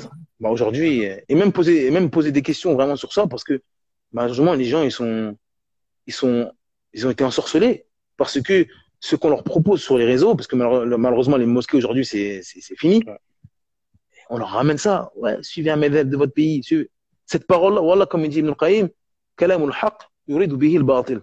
C'est une parole, quand tu la prends, juste cette parole-là, tu peux pas la rejeter. D'accord? Parce que des savants de la sunna, on dit ça. Mais les savants de la sunna, on te pose une question, on dit bonjour, cheikh, je suis marocain. Je suis quelqu'un de la sunna. J'habite au Maroc, à Tanger, à Meknes, où vous voulez au Maroc. Et j'apprends quoi comme madhab? Mais le cheikh, il va dire apprendre le madhab maliki. Autour de toi, t'as que des gens de maliki. C'est plus facile d'apprendre. Mais lui, il habite à Bobigny. L'autre, il habite à Reims. Autour de lui, il n'y a rien. On va dire cherche quelqu'un de maliki. Non, on va dire cherche la personne la plus facile pour apprendre ton dîme correctement. C'est ça qu'on veut. C'est-à-dire que le savant te dit prends le madhab de ton pays, c'est parce que tu es au Maroc, c'est parce que tu es en Algérie. Et majoritairement, les gens, ils apprennent le madhab maliki. Et donc, tu vas chez quelqu'un de la sunna et tu apprends ton madhab, la baisse. Mais il va pas, t'es à Paris, tu cherches, il y a 40 merkez sur la sunna qui t'apprend ton din, et tu dis non, moi je vais voir les Asha'ira parce qu'ils m'apprennent le madhab maliki, parce que j'ai entendu un savant qui a dit on apprend le madhab de son pays. Et quand tu lui dis t'as envie d'aller au Maroc, non, je vais pas aller au Maroc, moi je vais aller en Arabie. Subhanallah, pourquoi attends, t'es en train de nous dire, attends, donc là c'est le drapeau, en fait, là c'est le sang, là. Là c'est même plus, je vais aller au Maroc pour pas faire des fitnas, non, c'est même plus ça. Là c'est le sang. C'est-à-dire qu'ils ont mis un madhab, en fait, mais on est où là? Ah, mais... Ils ont rentré le nationalisme dans l'apprentissage de la religion, en fait. C'est-à-dire que tu lui dis, Harry, pourquoi tu apprends le madhab maliki? Il dit, je suis marocain, je suis algérien, je suis tunisien, je suis sénégalais. Taïb, t'habites en France, mon frère? Ouais, mais les savants te disent apprendre le madhab de ton pays. D'accord. Tu veux faire Hijra? Ouais, Inch'Allah, je fais Hijra. Tu vas aller où? Harry, moi, c'est l'Égypte ou l'Arabie. Attends, Harry, attends, je comprends pas. Pourquoi tu me parles du Maroc, là, alors que t'es marocain, certes, mais t'as même pas envie d'aller au Maroc? Ouais, c'est ça. Je comprends pas, en fait. C'est-à-dire que faut pas tout mélanger. Les savants te disent des choses pour que tu apprennes ta religion le plus facilement possible. C'est sûr qu'un Marocain au fin fond du Maroc, on va pas le dire apprends le madhab Shafi'i, il va l'apprendre où? Subhanallah, il va l'apprendre où son madhab Shafi'i? Ah, mais... Autour de lui, il y a que des Maliki. Subhanallah. Il te dit ça parce que c'est plus facile pour toi. Et apprends avec des gens de la sunna. Si dans ton patelin à Strasbourg ou à Roubaix, tu as que un frère qui est sorti de l'université de Médine, qui a maîtrisé le madhab Hanbali, qui est sur la sunna, tu dis, ah non, moi je suis maghrébin, moi. Wallah, vas-y, mon frère. Tu vas prendre ta religion, il va t'apprendre l'odo, il va t'apprendre les hadiths, des versets. Alhamdoulilah. Tu préfères délaisser ça, aller regarder des vidéos sur YouTube d'un cheikh, on sait même pas qui c'est, dans une vidéo traduite, et il va te ramener des ambiguïtés ash'ari, parce que tu vas dire, ah, mais c'est bon, là, j'ai honoré le drapeau. A'udhu billah. A'udhu billah. C'est quoi ça? C'est l'égarement, ça. Qu'un nous préserve. Amine. Ah, c'est vrai. Franchement, je suis totalement d'accord avec toi. Alors, j'ouvre la prochaine question. Voilà. Alors là, c'est une question d'une abonnée. Donc, ça n'a rien à voir avec le sujet que tu as traité. Alors, Non. elle se questionne à propos du lien entre le libre arbitre et le destin. Elle demande si ses péchés sont prédestinés et auquel cas, comment peut-elle y échapper? Si Allah en a voulu ainsi. Idem pour les causes. Étant donné qu'Allah détermine son destin, à quoi lui sert-il de faire les causes pour une quelconque entreprise si de toute manière ses affaires lui sont déjà destinées? Non. Voilà, cette question-là, à chaque fois qu'elle me revient, je me rappelle un prof que j'ai eu à l'université de Médine, quand on a fait, parce qu'il y a une Moustawa à l'université, Hein. qui est justement sur le chapitre du destin. Et notre prof, il nous a dit la même chose. Il a dit, si quelqu'un il vient, il nous a dit comme ça, si quelqu'un il vient, il débat en disant, mais pourquoi je fais des œuvres? Allah, il m'a prédestiné, ça sert à quoi que je fasse des œuvres pour que j'aille au paradis, alors qu'Allah, il sait déjà si je vais en enfer, etc. Il a dit pour rigoler, hein. Il nous a pas incité à faire ça. Il a dit, mettez-lui une baffe. Mettez-lui une baffe, et quand vous lui mettez une baffe, vous lui dites, c'est pas de ma faute. C'est là, elle a prédestiné ça, moi, je voulais pas. Voilà, c'est sa raison, il va jamais dire, ah, t'as raison, c'est pas de ta faute. Il va dire, c'est toi qui m'as frappé. Il va dire, non, non, moi, je voulais pas. C'est pas moi qui voulais te frapper. C'est comme ça, là, il a prédestiné que je te mette une baffe. Tu vas dire, non, mais arrête, t'as choisi de me mettre une baffe. Non, non, non, non, non. Et là, il va commencer à comprendre. Ah ouais, certes, là, il savait ça, mais t'as quand même choisi de me mettre une baffe. Oui, non. D'accord, t'as choisi.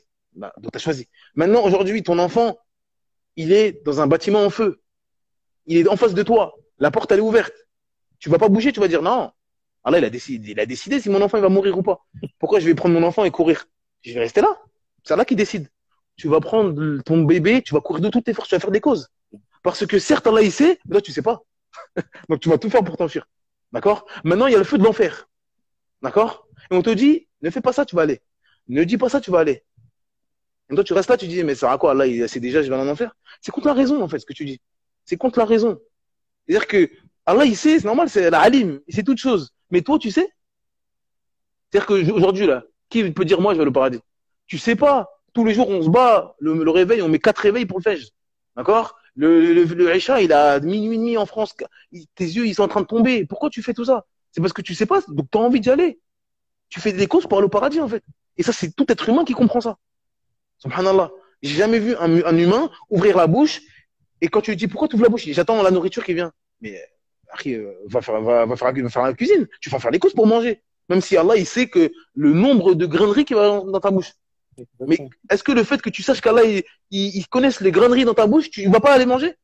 Tu vas ouvrir le frigo, tu vas manger. Tu vas faire les courses, tu vas aller travailler pour remplir ton frigo. Tu vas faire toutes les causes du monde. Mais quand on rentre dans le sujet du dîn, ça sera quoi de prier? Voilà, t'as pas envie de prier en fait.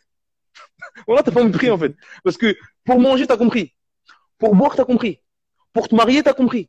Tout ce qui te va bien, t'as compris. Mais quand on dit, mais mon frère, faut prier. Ça sera quoi? Allah, il sait déjà si je vais aller au paradis. Ah bon? Donc mange pas alors. Allah, il sait déjà quand tu vas mourir. Allah, il sait déjà si tu vas manger. C'est déjà écrit. L'ange, il est venu dans le ventre de ta mère et il a écrit ta subsistance. Jusqu'à ta mort, tu sais qu'est-ce que tu vas manger. Mais pourtant, tous les jours, tu ouvres le frigo, tu manges. Tous les jours. Mais pourquoi tous les jours tu te lèves pas pour le faire? Je comprends pas en fait. Pourtant, là, il sait aussi ce que tu vas manger. Là, il sait si tu vas aller au paradis.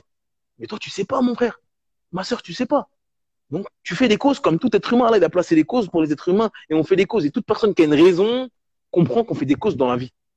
Toute personne qui a une raison. Donc, ce chapitre du libre arbitre, malheureusement, il n'existe que dans la religion. Je comprends pas.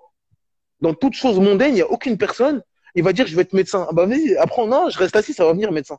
Mais non, tu vas lire des livres, tu vas apprendre des choses et tu vas devenir médecin. Mais tu vas pas me dire, mais Allah, il sait déjà si je vais être médecin, donc pourquoi je vais apprendre? Subhanallah. Pourquoi c'est que dans la religion que les gens ils comprennent comme ça. Ah, je suis d'accord. Shaitan, il fait un effort puissant. Ouais. C'est contre la raison. Voilà, le destin, c'est un chapitre tellement simple, c'est la fitra. Voilà, c'est la fitra. Mais dans la religion, les gens, ils commencent parce que les koufars, ils viennent avec des ambiguïtés faibles, tellement faibles. Ah, votre Dieu, pourquoi il a fait ça? Pourquoi s'il sait déjà, pourquoi il vous châtie des choses faibles que normalement tout musulman, et encore une fois, ça rentre dans notre sujet, tout musulman, il peut répondre à ça. Et ça, Inch'Allah, on va, à la rentrée, ça, là, on va essayer de faire des lives une fois par mois ou de prendre chaque ambiguïté des mécréants et on va faire des lives et on va répondre. Comme ça, tous les musulmans, ils vont répondre, ils vont vous avoir la réponse. Ça, c'est des choses nulles. C'est nul. Voilà. Tu regardes des fois, on t'envoie des vidéos, des débats télévisés, etc., des ambiguïtés nulles. Et tu vois dans les commentaires, oh oui, c'est vrai, je comprends pas. Il a une ambiguïté sur ça. Comment un musulman peut avoir des ambiguïtés sur ça? Voilà, mais parce que ça nous intéresse pas notre religion. On a délaissé. Et la moindre ambiguïté, quelqu'un te dit, mais pourquoi tu œuvres? Parce que ton Dieu, il sait déjà que tu vas aller au paradis. Et pourquoi tu manges alors? Ton Dieu, il sait déjà que tu vas manger. C'est contre la raison, en fait. C'est bête. Voilà, c'est bête. En plus, Et c'est malheureux que des musulmans c'est tombent dans ça. Voilà, Moustapha. c'est des ambiguïtés qu'en fait, ils te mettent alors que tu n'y avais jamais pensé. Tu sais, moi, une fois, bah, on m'avait posé une question, on m'avait dit, mais le destin et le libre arbitre, c'est pas quelque chose de contradictoire? En fait, tu vois, j'ai trouvé la réponse. Non. Mais je me suis dit, mais c'est une question auquel je me suis jamais posée, en fait. Pour moi, tu vois, c'est normal, tu vois, le libre arbitre, parce que tu choisis tes actes, mais tu vois, c'est. Ouais, l'islam, c'est la fitra. Wallah, quelqu'un du fin fond de la campagne, Exactement. tout ce qui c'est en conformité avec la fitra. C'est pour ça que Allah, l'homme, le nouveau-né, il est sur la fitra. Il est sur la fitra. C'est-à-dire que la bonne croyance, c'est la fitra. Il n'y a que des gens de l'égarement qui vont commencer avec la philosophie. Même tu vas voir un enfant, tu lui dis, il est où Allah? Il va regarder en l'air, il va dire Allah, oui, il va pas regarder par terre. Mais tu vas avoir des philosophes, mais pourquoi tu dis qu'Allah, il est en haut, fils Sama, ça veut dire que sa position géostationnaire, des choses, qu'est-ce qu'il raconte? C'est la fitra de tout être humain. Tu lèves tes mains, tu fais dua, tu lèves tes mains en l'air. Subhanallah. C'est la fitra.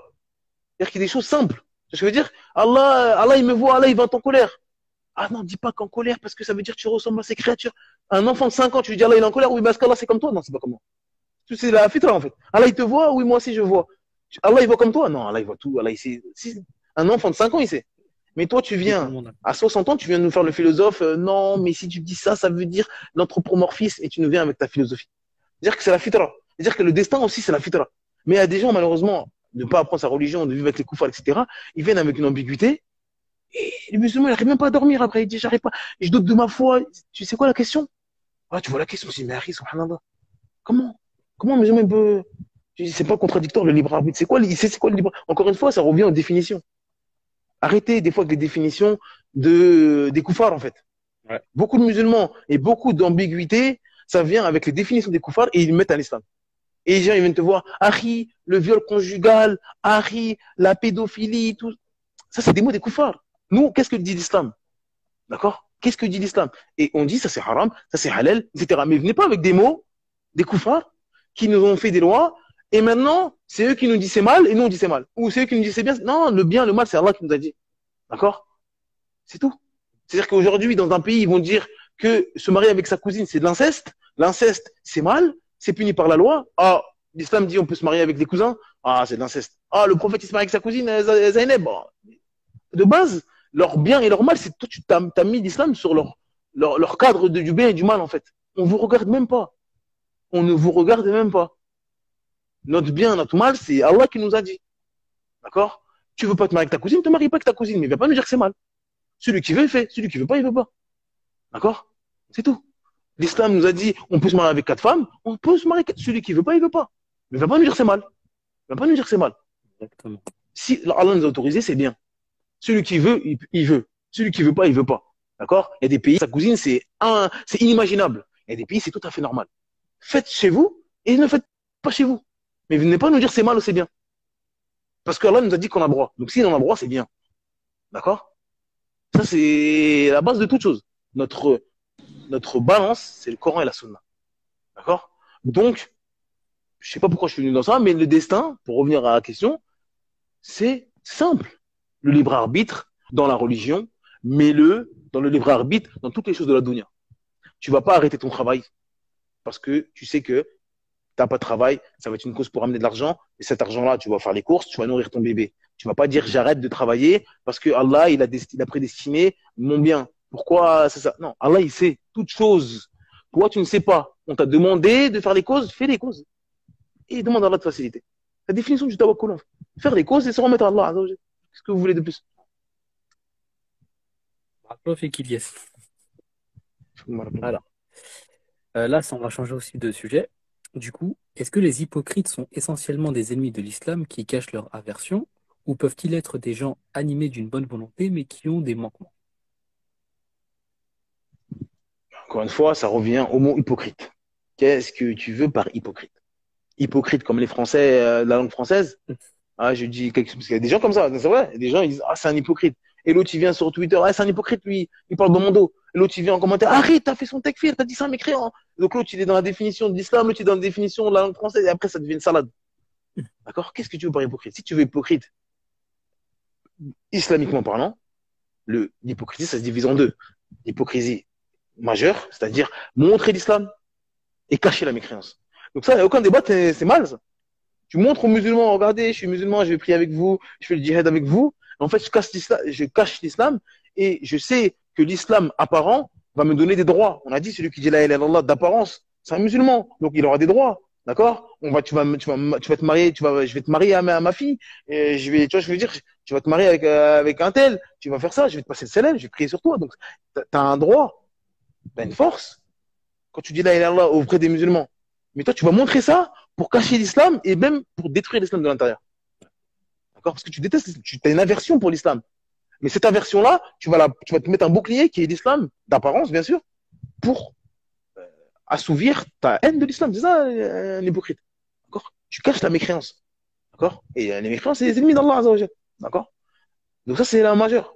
D'accord? Maintenant, il y a l'hypocrisie mineure. D'accord? Il y a plein de hadiths qui disent celui qui fait ça, il a un caractère de l'hypocrisie, etc. Il y a des caractères et des comportements qui sont des branches de l'hypocrisie. Il y a des choses le fait de ne pas faire une chose parce que tu caches la mécréance. C'est-à-dire que, par exemple, l'ostentation, par exemple, et tu montres que tu fais une œuvre pour Allah Azzawajal, tu montres que tu pries, mashallah. Mais à l'intérieur, tu pries pour qu'on dise, mashallah, il prie. Tu montres le voile, alors ma belle classeur, mais tu me caches le fait de montrer ton voile pour qu'on dise, ah, mashallah, c'est repenti, mashallah, elle est dans le dîn. Donc, tu vois? Donc, ça, il y a des degrés. Il y a des degrés. D'accord? Donc, on peut pas mettre les hypocrites, ils sont comme ça. D'accord? Il y a l'hypocrisie majeure, c'est de la mécréance. Donc, c'est sûr que le mécréant, il n'y a aucun bien dedans. D'accord? Il y a l'hypocrisie mineure, un musulman peut tomber dedans, et en fonction de son degré d'hypocrisie mineure, bah, il y a plus ou moins de mauvais dedans en lui. D'accord? Et donc voilà. Donc, on peut pas mettre de manière absolue. C'est pour ça que c'est important de connaître les mots et les détails avec précision. Ça rentre encore dans l'apprentissage du tawhid de l'islam. Quand vous allez apprendre l'islam, vous allez voir que tout n'est pas tout noir, tout n'est pas tout blanc. Il y a du gris. Il y a des degrés. S'il fait ça, s'il croit ça, lui, c'est majeur. S'il pense ça, c'est mineur. Et vous allez, ça va tout de suite être plus clair pour vous. Mais si vous dites hypocrite, mécréant, ouais, etc., et vous nommez des robots, en fait, vous êtes binaire, en fait. A, B, 1, 0, 1, 0, 1, 0, 1. Et comme des robots, vous allez faire plus de mal que de bien. L'islam, ça s'en prend en profondeur, en détail, surtout le tawhid. D'accord? Vous allez voir des fois l'ostentation, c'est majeur, mais mineur, des fois ça annule l'œuvre, des fois ça annule pas l'œuvre, etc. Et c'est ça les musulmans. Ils apprennent en vidéo, des vidéos de 30 secondes, des fatwas, hop, ils avalent, ils ingurgitent la fatwa, et après, vous matraque de Twitter, et c'est parti. Oh non, Boub, t'as dit, oh non, les savants, ils ont dit, et vous lisez, vous dites, waouh, ah ouais, quand même. C'est-à-dire qu'il avait une photo dans 30 secondes et c'est un policier maintenant. Et tu vois, il est dur avec tout le monde. Après, tu te dis, Marie, c'est pas comme ça. Les savants, ils ont dit, le conseil, l'erreur en public, Nassira, il mélange plein de règles. Il sait même pas de ce qu'il dit. Il sait même pas ce qu'il dit. C'est un robot, en fait. C'est un perroquet, en fait. Ouais, C'est pas ça l'islam. C'est pas ça l'islam. C'est-à-dire qu'apprenez votre religion en profondeur. Wallah, ça va. Si tous les musulmans aujourd'hui et tous ceux qui m'écoutent, ils se mettent une doctrine dans leur vie, tout dans leur vie, ils appliquent ça, ils disent, si je ne suis pas sûr d'un sujet religieux à 100%, je me tais. Et je vais apprendre et après je parle. Qu'est-ce qu'on va vivre en paix? Wallah, ce serait magnifique. Si on se sent sur nous-mêmes, on se dit, même si je suis sûr à 80%, je me tais. Et bien sûr, on reste pas ignorant. On va chercher et après on va parler. Mais avant de parler, est-ce que j'ai lu ce hadith-là? Je l'ai lu, je l'ai en tête. Je peux te le... Si juste, à chaque fois que vous parlez dans la religion d'Allah, vous avez une preuve, un verset qui est dans votre téléphone, vous allez chercher des années à chercher, vous allez avoir votre téléphone, il va être bien rempli, et vous allez parler vraiment, vraiment beaucoup moins. Si vous vous mettez comme condition dans votre vie de parler dans la religion d'Allah que quand vous avez une preuve à l'appui et que vous savez que c'est authentique, en fait, vous allez parler à 45 ans. Ah, non. Vous allez parler à 45 ans. Donc, et tout le monde sera content. Parce que oui, je me suis précipité, j'aurais pas dû dire ça. Ah, c'est vrai, j'avais pas vu ça sous cet angle. Tous les jours, on reçoit. Il te fait une capture d'écran, vous le voyez, c'est un bourreau. Et tu lui dis, mais tu dis n'importe quoi. Ah, désolé, ouais, c'est vrai, je me suis précipité. Mais la personne qui est en face de toi, là, tu lui as peut-être tué son cœur. Peut-être tu l'as éloigné des gens de la sunna. Tu as fait des ravages. C'était pas mieux de réfléchir avant de dire, ah, c'est vrai, je me suis précipité. Subhanallah. Donc, faut faire attention aux paroles, à comment on se comporte et à se précipiter. Donc, encore une fois, ça revient à l'hypocrisie, etc.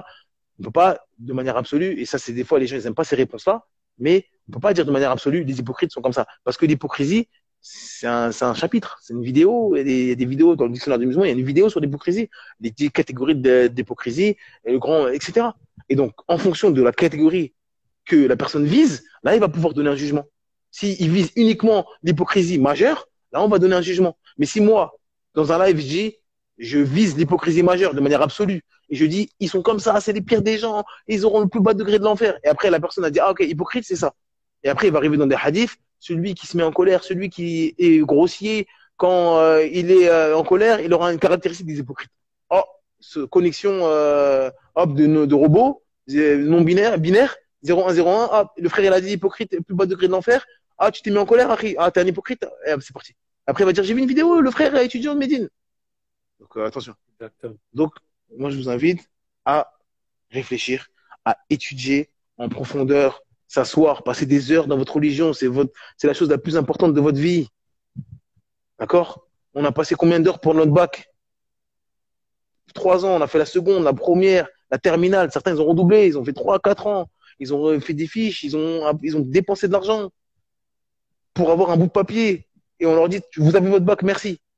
Et là, on vous parle du paradis. La chose la plus importante dans votre vie, qui dure toute votre vie. 2 heures, on n'arrive pas à apprendre un chapitre. Des versets, on n'arrive pas à apprendre. On veut pas. Pour le bac, on était là, on transpirait, il faisait beau, on s'est privé d'aller jouer au foot, on s'est privé d'aller voir nos amis, d'aller voir notre famille, on dit j'ai le bac. Et bien sûr, il faut passer le bac, il n'y a pas de souci. Mais si vous donnez 2 heures pour votre épreuve de maths, vous donnez combien pour la prière, pour les ablutions, pour la aqidah? Donc, on va pas vous. Dans votre tombe, on a vu les questions de la tombe. Dans les questions de la tombe, il n'y a pas le théorème de Pythagore. Il n'y a pas. Dans la tombe, il n'y a pas ça. Donc, les priorités, il faut faire attention. Donc, voilà. Barakallahu fik, Ilyes. Alors, la question suivante, c'est est-ce possible de faire un rêve prémonitoire? Cela est-il euh, considéré comme faisant partie du tarout? Ouais, cette question, j'ai pas compris, voilà. Mais bon, je vais essayer j'ai pas compris, je vois pas le rapport entre un rêve et ta route. Peut-être que lui, il est en train de dire que le rêve, c'est comme si je prétends connaître l'invisible. Peut-être. Peut-être. Non.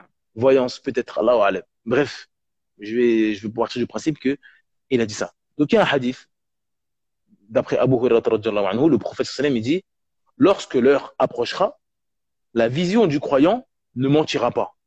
Celui qui aura la vision la plus véridique sera celui qui aura la parole la plus véridique. Et la vision du croyant est une branche des 46 branches de la prophétie. Les rêves sont de trois. Le rêve pieux, qui est une bonne nouvelle de la part d'Allah, le rêve qui attriste et qui vient de Shaitan, et le rêve qui est dicté par notre esprit. Donc le prophète dit, lorsque l'un d'entre vous fait un mauvais rêve, qu'il change de place et qu'il n'en parle pas aux gens. Donc ça, c'est un hadith rapporté par l'imam Tirmidhi qui est authentique bi'idhnillah azza wa jalla. Donc le prophète nous dit que le rêve véridique, c'est une des branches de la prophétie. Donc il se peut qu'il y ait des rêves, un musulman fasse un rêve que dans une semaine, dans un mois, etc., cette chose-là se produit. Donc voilà, c'est quelque chose c'est possible. Maintenant, ça, une fois qu'on a dit ça, qu'est-ce que va découler ça? Et les barrières qu'il ne faut pas franchir. Première barrière qu'il ne faut pas franchir, faire des jugements religieux avec les rêves. Faire des jugements religieux avec les rêves. On ne prend aucune sentence religieuse avec les rêves. Le halal et le haram est fini. La révélation, l'islam a été préservé. L'islam est parachevé. Donc ne venez pas nous dire, j'ai fait un rêve, il y a un vikr qui est prêt, il est bien. Et on n'a jamais entendu ce vikr. J'ai fait un rêve, le prophète est venu en rêve, il m'a dit qu'il faut faire ça. Ça, tout ça là, c'est batil, c'est faux. D'accord? Un rêve prémonitoire, alhamdulillah, Allah annonce la bonne nouvelle, t'es content, ça te fait plaisir. Subhanallah, alhamdulillah, Allah il m'a, etc. Allah il m'a fait voir quelque chose, un rêve, etc. Enfin, ça s'arrête là. Pas plus loin que ça. Commencez pas à faire des affiches, j'ai fait des rêves prémonitoires, j'ai des visions. Non, non, non. Allah il t'a fait ça dans une chose, alhamdulillah. Peut-être c'est un bien pour toi. Tu t'es vu au paradis, tu t'es vu avec je sais pas quel pieu, tu t'es vu comme ça, ou alors t'as fait quelque chose on t'a annoncé que c'est une bonne chose, n'importe quel rêve. Et toi, tu es content et ça te motive à faire des adorations. Le rêve pieux, ça te motive à faire des adorations. Tu t'es vu au paradis, ben, tu es content. Tu as vu le prophète sallam, ben, alhamdulillah, tu fais des efforts pour être un meilleur musulman, etc. Et pour être rassemblé avec ton prophète sallallahu alayhi wa sallam. C'est tout ce que ça doit t'apporter. Alhamdulillah, de la joie dans ton cœur, c'est tout. Commence pas à nous ramener du halal, du haram, à dire oui, j'ai vu ça, je pense que non. Non. D'accord? Donc, les rêves, c'est un rêve, hein, du débat. Il n'y a rien d'autre à tirer de ça. Il n'y a pas de dire je suis un tarot, tu commences à faire un bureau et dire je vois l'avenir. Ça là, oui, tu rentres dans des chapitres qui sont dangereux, qui sont très très dangereux. Donc, mais faire un rêve et ça s'est produit, tu dis ah, subhanallah, j'ai fait un rêve, j'ai vu un rêve il y a 2 jours, subhanallah, c'est produit, ajib, subhanallah, et t'es content, et t'annonces la bonne nouvelle aux musulmans, etc. Et l'inverse, si t'as fait un cauchemar, etc., tu ne le dis à personne, et voilà. D'accord? C'est tout. Il n'y a rien de plus à faire avec les rêves, c'est tout. Barakallahu fik. Du coup, la dernière question. Alors, que conseiller à celui ou celle qui n'a jamais vraiment étudié l'islam? Pour ceux qui ne lisent jamais, n'assistent pas aux assises de science, comment la science obligatoire peut-elle être à leur portée quand même? Bah, le conseil que je peux donner à ces frères et sœurs-là, premièrement, c'est qu'il n'est pas trop tard. Il n'est pas trop tard pour apprendre votre religion. Si vous m'écoutez, il n'est pas trop tard. Wallah, il n'est pas trop tard. Généralement, les gens qui nous écoutent, ils ont une petite vingtaine. Sur les réseaux, etc., ils ont une petite vingtaine, allez, 30 ans au maxi. Généralement, la grande masse. Dites-vous bien que la trentaine, c'est la majorité de l'âge que les compagnons avaient quand ils sont entrés dans l'islam, quand le prophète a appelé la prophétie. D'accord? Les compagnons qui avaient la trentaine, c'était la masse. C'est-à-dire qu'à 30 ans, c'est-à-dire qu'ils avaient 30 ans de non-islam. Et c'est devenu des compagnons du prophète. Donc, il ne faut pas baisser les bras. Vous avez 22 ans, 23 ans, 25 ans, 28 ans, 35 ans même. Dire, c'est pas pour moi la science. C'est pas pour moi l'apprentissage de la religion. Chacun son niveau, bien sûr. Mais ça, c'est une ruse de shaitan. C'est faux. Wallah, c'est faux. Donc, ne pas baisser les bras. Faites des efforts dans l'apprentissage de la religion. Et il n'y a pas de petit effort. C'est la constance qui prime. D'accord? Se dire, oh, ça, lire un verset par jour, c'est pas beaucoup. Et après, Shaitan dit, oh, mais c'est rien. T'as pas honte de lire un verset. Wallah, un verset par jour, 100 jours, c'est 100 versets. 200 jours, c'est 200 versets. C'est mieux ça. Voilà. Si vous faites un verset par jour, d'accord, pendant un an, d'accord, ça fait 365 versets. D'accord? Alors que si vous êtes chaud, vous êtes motivé, en une semaine, vous allez sur la Baqara, vous allez lire sur la Baqara, euh, en une semaine, Masha'Allah, sur la Baqara en une semaine.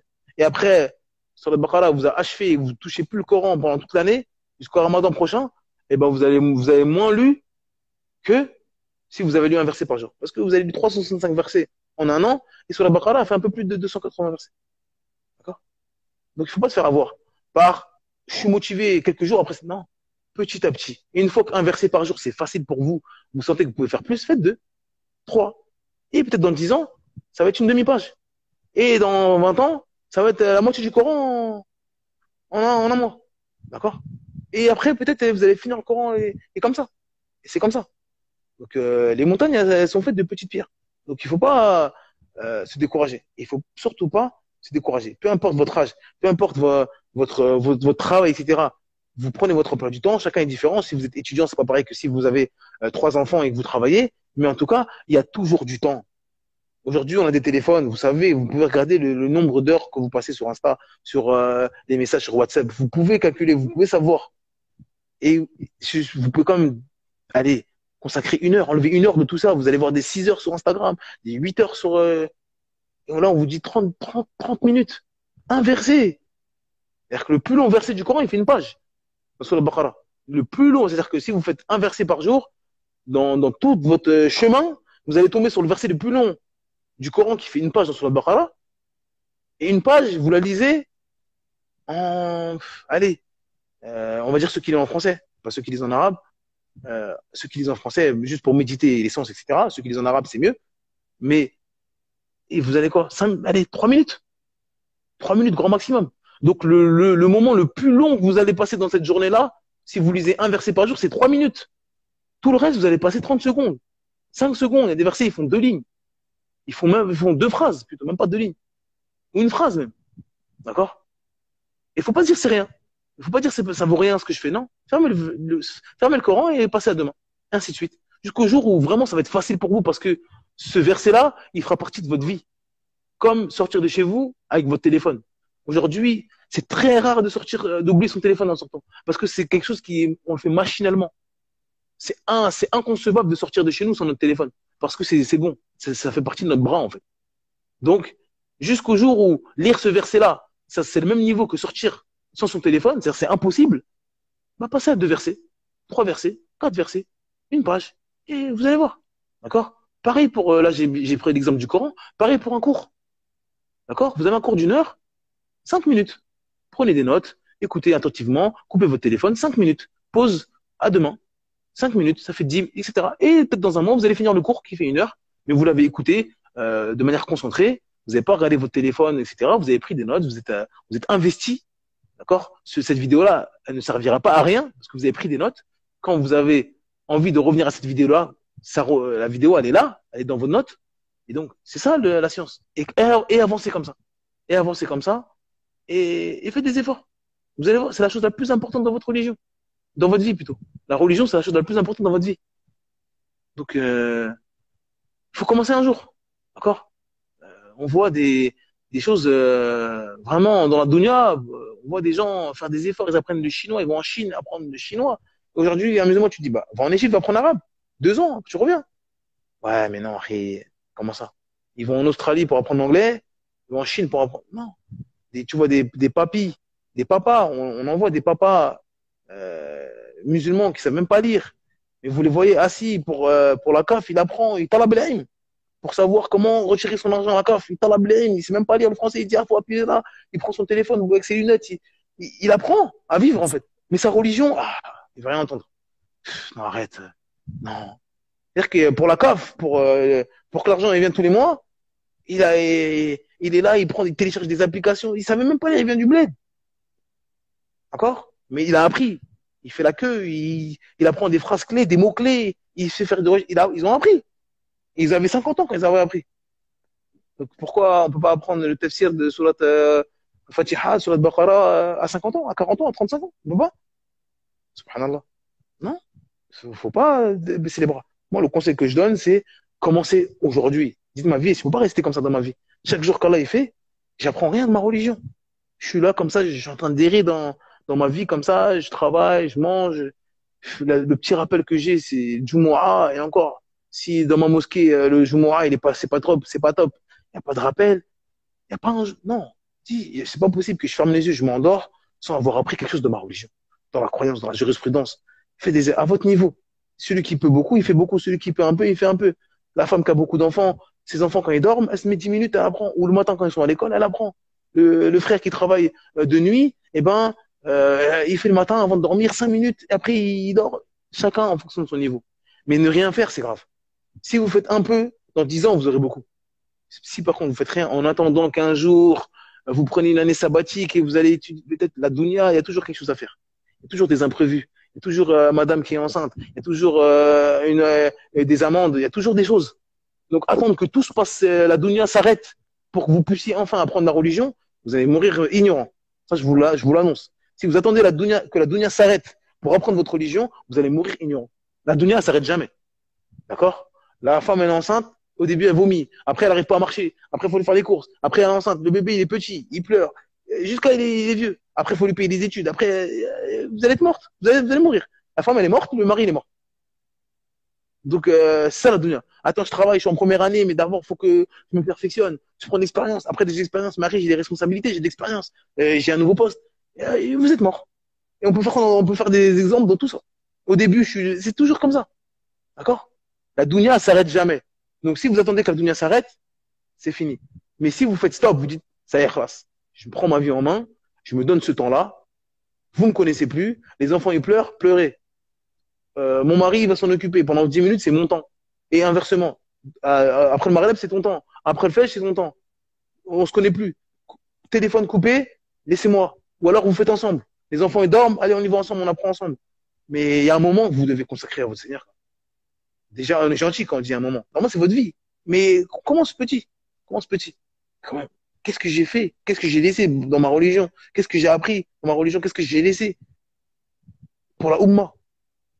Dans la Da'wah, j'ai laissé un fils pieux. D'accord? J'ai laissé ça? Non. J'ai laissé un livre, un ouvrage, une ville sur la Sunna, parce que j'ai fait Da'wah. Je suis venu les voir, je leur ai donné des livres, des savants de la Sunna. J'ai fait ça, j'ai fait quoi? Quand je vais mourir, qu'est-ce que j'ai laissé? Qu'est-ce que j'ai fait pour la Ummah? À mon échelle. Mais on peut pas dire, moi, j'ai pas un rôle à donner. On a tous un rôle. Donc, c'est le conseil que je donne à tout le monde. C'est pas fini, c'est pas mort pour moi. J'ai des enfants, j'ai 4 enfants, c'est fini pour moi, je peux plus étudier. Non, c'est une ruse de shaitan. D'accord? Tout le monde à son échelle peut apprendre la religion d'Allah Azza wa Jal. Parce que si on va vous châtier pour ne pas apprendre votre religion, c'est que tout le monde peut le faire. C'est une preuve contre vous aussi. À partir du moment où on dit c'est pour tout musulman, bien sûr, là, je suis en train de parler des sciences obligatoires.